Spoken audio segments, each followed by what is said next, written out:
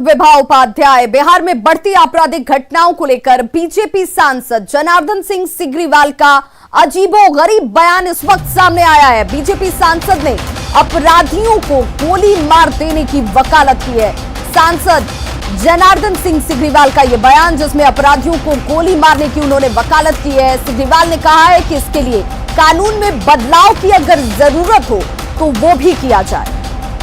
तो एक बड़ा बयान जनार्दन सिंह सिग्रीवाल की तरफ से इस वक्त रुपेश सिंह हत्याकांड मामले को लेकर जनार्दन सिंह सिग्रीवाल ने कहा है कि अपराधियों को सीधे गोली मार देनी चाहिए और अगर इसके लिए कानून में तब्दीली की जरूरत है तो वो भी किया जाए। उन लोगों को कठोर से कठोर सजा मिले। उन लोगों को मैं तो कहूँगा कि उन लोगों को भी इसी तरीका से सरेआम, भले अपने यहाँ कानून उसमें क्या सहयोग कर रहा है नहीं, लेकिन सरेआम वैसे अपराधियों को जब सही अपराधी पकड़े जाएं तो चौक चौराहे पर भी उसको टांग करके गोली से भूंज देना चाहिए। वैसे खौफ की आज आवश्यकता अगर महसूस सरकार कर रही हो, कानून उसके लिए क्या इजाज़त देता है नहीं देता है, लेकिन कानून में भी अगर परिवर्तन कर करके ऐसे करने की अगर आवश्यकता हो, क्योंकि दुनिया के कई एक देशों में यह कानून है, अपने यहाँ नहीं कानून है, लेकिन वैसे अपराधियों को निश्चित रूप से बख्शा नहीं जाना चाहिए। जैसे हो वैसे अपराधियों पर नकेल कसा जाना चाहिए। और हमारे साथ इस वक्त आरजेडी नेता मृत्युंजय तिवारी जी जुड़ चुके हैं फोन लाइन पर। मृत्युंजय जी, जनार्दन सिंह सिग्रीवाल कह रहे हैं कि ऐसे अपराधी गिरफ्त में आ जाएं तो उन्हें सीधे गोलियों से छलनी कर दिया जाए, उन्हें इसी तरीके से मौत के घाट उतार दिया जाए। देखिए यार, जो अपराधी को संरक्षण देने वाली सरकार है उनके साथ क्या किया जाए? जो सत्ता में शासन प्रशासन में है, बिहार संभल नहीं रहा है, सरकार का पुलिस प्रशासन का इकबाल समाप्त हो गया है।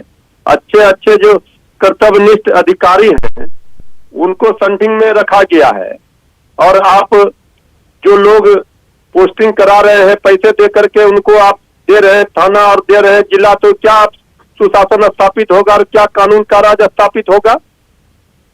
आदरणीय सिग्रीवाल जी जो बात कह रहे हैं, माननीय सांसद हैं, माननीय मंत्री रहे बिहार में, ये उनको एक सरकार को कहना चाहिए कि सरकार के लोग आखिर क्यों सरकार का इकबाल समाप्त हो गया है, क्यों नहीं अपराधी पर लगाम सरकार लगा पा रही है? नहीं तो ठीक, हमारे नेता तेजस्वी यादव जी ने कहा है कि इस्तीफा दें, अगर बिहार नहीं संभल रहा है तो सरकार इस्तीफा दे।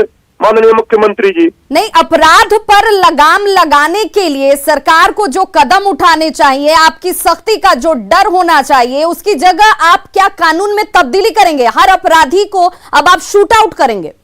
यही तो हम लोग कह रहे हैं। इसका मतलब है कि जो शासन प्रशासन में बैठे हैं उनसे बिहार नहीं संभल रहा है, अपराध पर लगाम वो लगाने में नाकाम है, तो वजह क्या दिखती है मृत्युंजय जी? वजह क्या दिखती है? देखिए, वजह जिस तरह से अपराध का सुनामी आ गया है बिहार में, अनैतिक तरीके से बनी सरकार का इकबाल समाप्त हो चुका है, अपराधियों का मनोबल बढ़ा हुआ है, अपराधियों के कोहराम से करा रहा है बिहार, लेकिन इनको चिंता ये नहीं है। अगर सरकार का इकबाल समाप्त हो जाए, पुलिस प्रशासन का इकबाल समाप्त हो जाए तो अपराधियों के मनोबल बढ़ेंगे। वही हो रहा है बिहार में। मृत्युंजय जी, लेकिन सवाल तो ये भी उठेंगे ना कि नीतीश कुमार तो इस पर गंभीर हैं, लेकिन क्या सिर्फ नीतीश कुमार की गंभीरता से ही पुलिस वाले गंभीर हो जा रहे हैं क्या? या फिर पुलिस वालों को नीतीश कुमार की सख्ती लागू कराने में कोई दबाव है क्या? नहीं, आदरणीय मुख्यमंत्री जी जब जब बैठक करते हैं लॉ एंड ऑर्डर पर, उसी समय अपराधी उनको चुनौती देते हैं। आप याद कीजिए, जिस दिन एक बार बैठक कर रहे थे तो दरभंगा में लूटकांड ज्वेलरी दुकान में हुई थी, मुजफ्फरपुर में दूसरी बार जब उन्होंने बैठक की तो मुजफ्फरपुर में घटना को अंजाम दिया। तो माननीय मुख्यमंत्री आदरणीय नीतीश कुमार जी, इसका मतलब है बिहार नहीं संभल रहा है, आपके पुलिस प्रशासन का इकबाल समाप्त हो गया है। अच्छे अधिकारियों को तो आप ऐसे जगह पर बिठा दिए हैं, जो काम कौन करेगा? कौन सुशासन स्थापित करेगा? कौन कानून का राज स्थापित करेगा? ये सवाल और इस सवाल का जवाब इस वक्त रुपेश सिंह हत्याकांड के साथ बहुत प्रबल होता हुआ। बहुत बहुत शुक्रिया मृत्युंजय जी हमारे साथ जुड़ने के लिए और इस बातचीत करने के लिए। तो रुपेश सिंह हत्या मामले को लेकर विपक्ष ने सरकार पर हमला शुरू कर दिया है। कोर्ट की निगरानी में मनोज झा ने जांच की मांग कर दी है। ये क्या है? जंगल राज बहुत छोटा शब्द है। एक विशाल महा महा महा महा महा जंगल राज का जन्म है, लेकिन आपको कोई मतलब नहीं है। आपको कुर्सी बची रहनी चाहिए, चाहे चारों पाए कोई और पकड़ करके चला रहा हो, लेकिन इधर लगातार जिस तरह से घटनाएं हो रही हैं, चाहे वो हत्या की हो, चाहे वो लूटमार की हो, चाहे वो डकैती की हो, ऐसा लगता है कि नीतीश कुमार जी की पकड़ प्रशासन से बिल्कुल ख़त्म हो चुकी है और पुलिस वहाँ की बिल्कुल विफल है कानून व्यवस्था को बनाने में। और इस बीच विधायक नितिन नवीन रुपेश सिंह के आवास पर पहुंचे और उन्होंने कहा कि सरकार और पुलिस लगातार घटना की जांच में जुटी हुई है। पुलिस की कई टीमों को इसके पीछे लगाया गया है। हम भी चाहते हैं कि घटना का खुलासा जल्द से जल्द हो। सभी लोग इस घटना से हतप्रभ हैं और हम सभी दुखी हैं और निश्चित रूप से जल्दी ही सरकार से और सरकार के लोग भी इसमें लग गए हैं कि जल्दी इस पूरे विषय का उद्भेदन हो, ताकि किन कारणों से इस प्रकार की रंजिश की हत्या की गई। और हमारा मानना है कि सभी प्रशासन के लोग भी कड़ाई से लगे हैं और जो ये घटना घटी है ये सभी के लिए भी चिंताजनक है। तो रुपेश सिंह हत्याकांड को लेकर बयानबाजी का दौर लगातार जारी है और इसी क्रम में जेडीयू सांसद सुनील कुमार पिंटू ने कहा कि पुलिस अफसर सक्रिय हो जाएं तो क्राइम पर रोक लग सकती है। पुलिस अधिकारियों को अब सड़क पर उतरना होगा। कि जब सरकार आपके साथ खड़ी है और आपको छूट दी जा रही है, फिर भी पटना के अंदर में अपराध बेलगाम है या पूरे बिहार में, और आप बैठकर सिर्फ ऑफिस में ये बतला रहे हैं कि हम कार्रवाई कर रहे हैं। जनता कार्रवाई चाहती है, माननीय मुख्यमंत्री कार्रवाई चाहते हैं, चाहे ये रुपेश जी की घटना हो या अन्य घटना हो। पटना के अब पुलिस पदाधिकारी जो अफसरान शास्त्री नगर भवन में बैठे हुए हैं, उनको रोड पर आना होगा, तभी जनता इसका विश्वास वो जीत पाएंगे। अन्यथा मुख्यमंत्री जी के लाख प्रयास करने के बावजूद ये लोग जनता के सामने फेल है। रुपेश सिंह हत्या मामले की जांच के लिए पुलिस अब रेस हो चुकी है। पटना पुलिस एयरपोर्ट पहुंची हुई है और पुलिस ने यह दावा किया है कि रुपेश हत्याकांड में अहम सुराग उनके हाथ लगे हैं। देखिए ये दलबल के साथ तो पुलिस वालों की तेजी आपको नजर आ रही होगी। पटना एयरपोर्ट की ये तस्वीरें हैं जहां पर पुलिस महकमे के आला अधिकारी पूरी दलबल के साथ पहुंचे हुए हैं। जांच पड़ताल की शुरुआत की गई है। पुलिस ये कह रही है कि अब उनके हाथ कुछ अहम सुराग लगे हैं। छानबीन में पुलिस इस वक्त जुटी हुई है और पोस्टमार्टम रिपोर्ट का इंतजार किया जा रहा है। हत्या से संबंधित कल घटना घटी है और हम लोगों ने पोस्टमार्टम करवाया है। पोस्टमार्टम रिपोर्ट अभी हम लोगों को मिला भी नहीं है, अवेटेड है। और साथ ही हत्या के जितने पहलुओं हैं उन सारे पहलुओं पे हम लोग गहराई से छानबीन कर रहे हैं। शीघ्र इसमें जो है सो कार्रवाई। सीसीटीवी कैमरा में से रिलेटेड बहुत सारी बातें हैं जो शेयर नहीं कर पाएंगे अभी, लेकिन हम लोग क्लू मिला है, हम लोग उस पर सीसीटीवी कैमरा का फुटेज मिला है आप लोगों को? कर रहे हैं काम, क्योंकि आप लोगों को सुराग मिला है, सुराग मिला है, निश्चित रूप से कुछ है हम लोग के पास। आगे हम लोग काम क्या पटना एयरपोर्ट पर जांच के लिए अभी पहुंचे हैं आप? अब छानबीन कई जगह हो रही है, हमारी टीम कई जगह काम कर रही है। तो पटना में रुपेश सिंह की हत्या मामले में पुलिस सूत्रों का यह कहना है कि हत्या से पहले एयरपोर्ट से लेकर घर तक रुपेश सिंह की रेकी की गई थी। ये बड़ी जब खबर इस वक्त अपडेशन के तौर पर, हत्यारों ने रास्ते की पूरी रेकी की थी। एयरपोर्ट से घर तक रुपेश सिंह को किस तरीके से, कब वो पहुंचते हैं और किस तरीके से इन रास्तों का इस्तेमाल किया जाएगा, ये तमाम रेकी अपराधियों की तरफ से पहले की गई थी। रुपेश सिंह एयरपोर्ट से निकलकर घर पहुंचे थे और अब पुलिस एयरपोर्ट से घर तक मौजूद तमाम सीसीटीवी कैमरे जो हैं उनके फुटेज को खंगाल रही है। एयरपोर्ट से रुपेश सिंह के आवास तक कितने सीसीटीवी कैमरे लगे हुए हैं, इसके क्या हालात हैं, वो आज हम आपको बताते हैं। एयरपोर्ट से स्टैंड रोड, जहां पर तमाम मंत्री और विधायकों के आवास मौजूद हैं, वहां सीसीटीवी कैमरे लगे हुए हैं। देखिए तस्वीरें भी आपके सामने, ये कैमरे लगे हुए हैं, लेकिन पुनाई चौक से लेकर रुपेश सिंह के घर तक का जो रास्ता है उस चौक पर कोई भी सीसीटीवी कैमरा नहीं लगा हुआ है। जिस सीसीटीवी कैमरे के फुटेज के आधार पर कामयाबी की बात की जा रही है, उसका जायजा लिया हमारे सहयोगी रवि एस नारायण ने। इंडिगो के स्टेशन मैनेजर रुपेश सिंह की कल पटना में हुई दिन दहाड़े हत्या ने पटना में सनसनी मचा दी है। पुलिस सूत्रों की अगर माने तो एक दिन पहले पटना एयरपोर्ट से लेकर के रुपेश सिंह के आवास तक रेकी की गई, उसके बाद ये घटना को अंजाम दिया गया और पुलिस जो है एयरपोर्ट से लेकर के उनके आवास तक तमाम जो सीसीटीवी कैमरे हैं उनकी फुटेज खंगाल रही है और माना जा रहा है कि वो सीसीटीवी फुटेज जो है वो तुरुप का पत्ता साबित हो सकता है। और अभी हम देखिए इंडिगो का यहाँ पे जो सेंटर है एयरपोर्ट पे लगा हुआ टिकट काउंटर, वहाँ पे खड़े हैं और यहाँ से उनके आवास तक के जो सीसीटीवी कैमरेज लगे हुए हैं उनके क्या हालात हैं और किन किन जगहों पे सीसीटीवी कैमरे लगे हुए हैं और वो कितना अहम साबित हो सकता है वो हम आपको दिखाएंगे कि यहाँ से लेकर के कैसे उन्हें रेकी किया गया और घटनाओं को अंजाम दिया गया।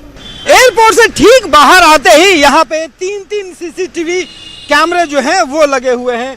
देखिए ये ठीक पटना एयरपोर्ट जो है जयप्रकाश नारायण अंतर्राष्ट्रीय हवाई अड्डा जो है उसके अगर बाहर आएंगे तो निगरानी के लिए एक साथ 3 कैमरे लगाए गए हैं। एक कैमरा जो यहाँ पे आप देख रहे हैं और 2 जो है यहाँ पे ठीक फ्रंट पे सामने पे कैमरा लगाया गया है जो लोगों के आने जाने की निगरानी करता है।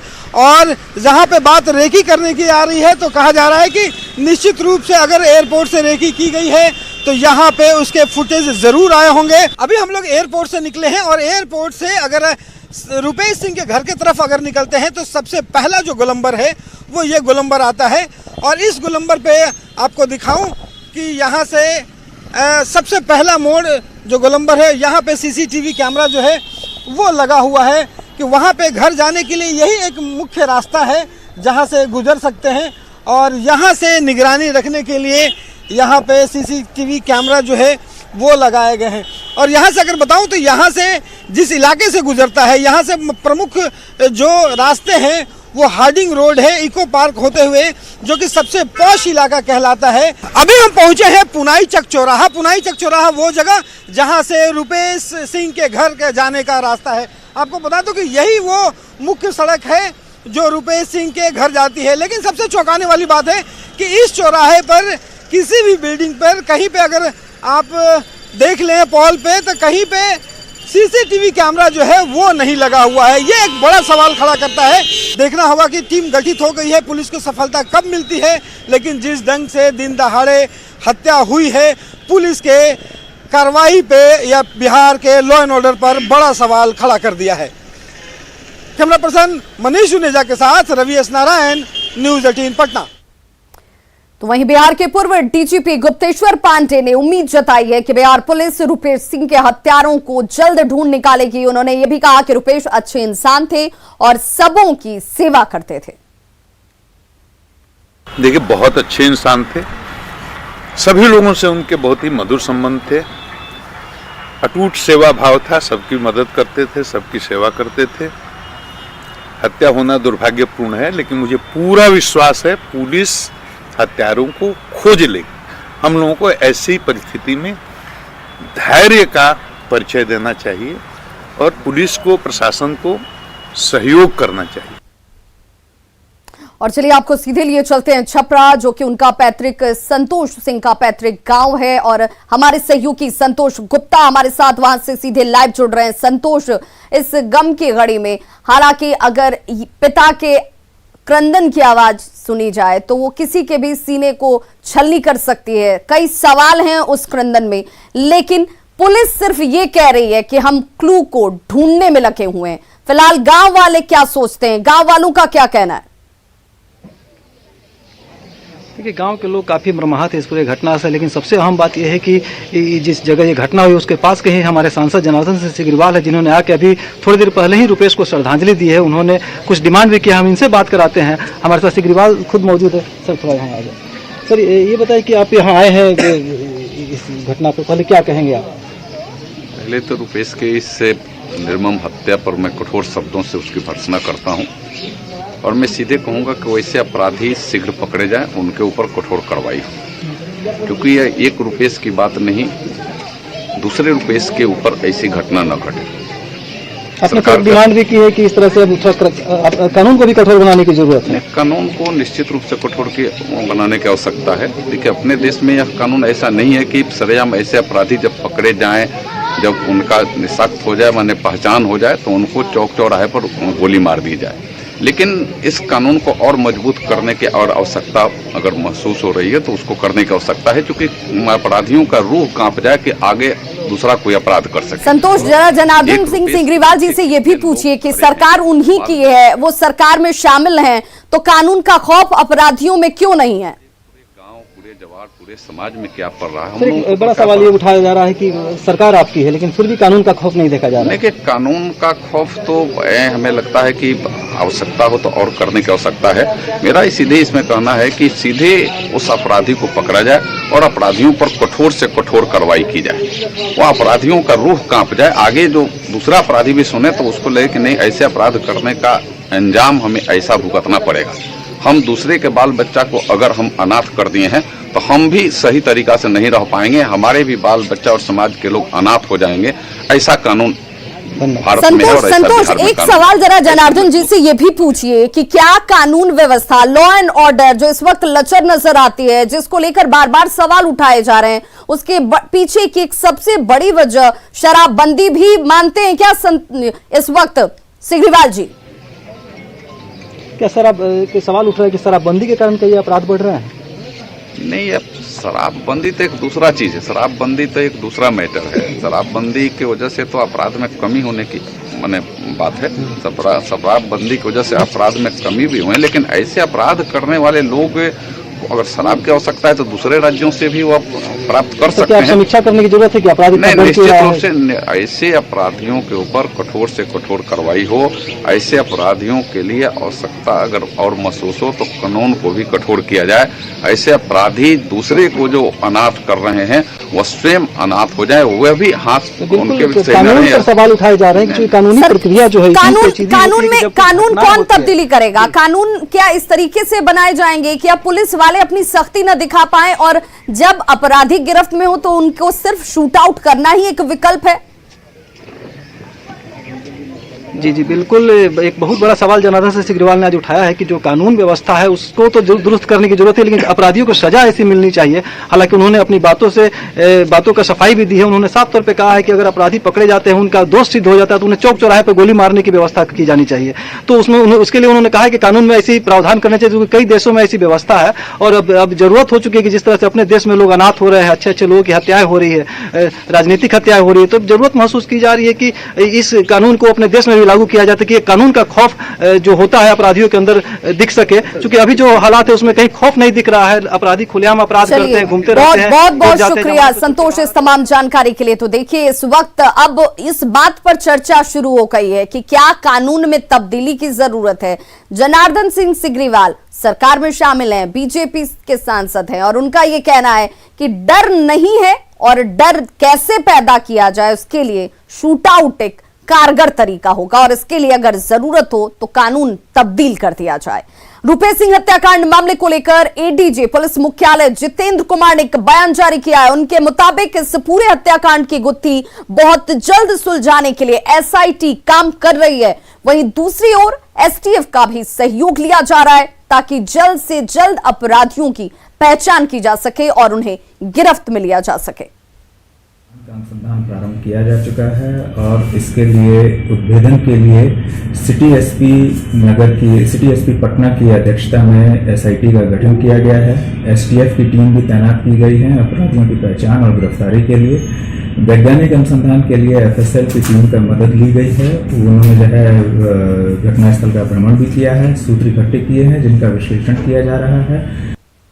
ब्रेक के बाद एक बार फिर से आप सभी का बहुत स्वागत है और इस वक्त बड़ी खबर मुजफ्फरपुर से आ रही है, जहां सेंट्रल बैंक की गरहा ब्रांच में दंदहाड़े लूट की घटना को अंजाम दिया गया है। सेंट्रल बैंक से 4,80,000 की लूटपाट की गई है। सेंट्रल बैंक की गरहा शाखा से 4,80,000 की लूट की गई है। हथियारबंद 5 की संख्या में अपराधियों ने लूटपाट की। सिटी एसपी राजेश कुमार फिलहाल मौके पर पहुंचे हुए हैं। अहियापुर थाना इलाके की यह वारदात, जहां 5 दिनों में बैंक लूट की ये दूसरी वारदात को अपराधियों ने अंजाम दिया है। 8 जनवरी को बंधन बैंक 17 लाख की लूट की गई थी और एक बार फिर से 5 दिनों के बाद ही मुजफ्फरपुर में दूसरी लूटकांड को अपराधियों ने दिन दहाड़े सरे राह अंजाम दिया।